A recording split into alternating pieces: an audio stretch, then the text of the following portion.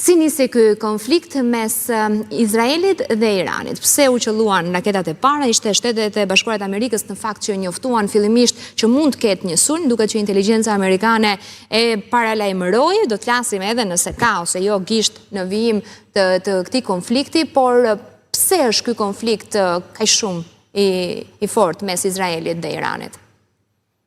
Në fakt, Irani me Izraelin ka qenë në gjendje lufte të heshtur, pra nëpërmjet atyre zgjatimeve të tyre, për shembull Irani nëpërmjet proxyt Hamas, Houthi e tjerë që gjithmonë bënin ndërmerrjen akte terroriste, sulme dhe kundërpërgjigje izraelite ndaj tyre. Ka qenë një indicie, ka qenë një tregues që këto vende ka qenë në gjendje konfrontimi, po tashmë por kishin shmangur konfrontimin e hapur, përballjen e hapur, tashmë kemi një përballje, një luftë direkte midis këtyre dy vendeve dhe ju e cekët pak më përpara edhe në intrën që bët, që duket që leitmotivi i kësaj lufte është që të pengohet që Irani të kthehet në fuqi bërthamore. Ju e dini që Irani e ka përdorur çështjen e marrëveshjes nukleare për si një mjet presioni.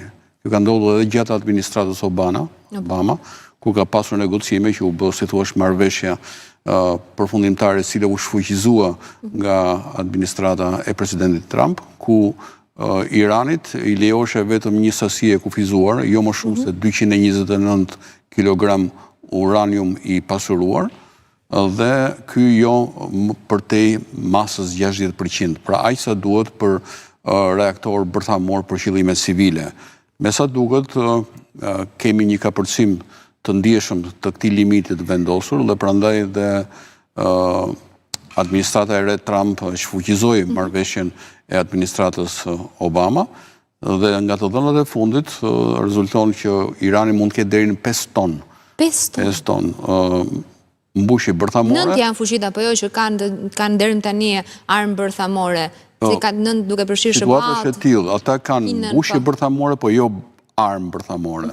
Mbushja bërthamore është uraniumi i pasuruar, i cili ndodhet në tunele nëntoksor të futur thellë dhe prandaj është vështirë që dhe me sulmet iraniane, sulmet izraelite të godite, apo jo ishin ato pamjet e asaj ndërtesës ato kanë disa bomba që depërtojnë thellë, por me sa duket tunelet janë shumë thellë.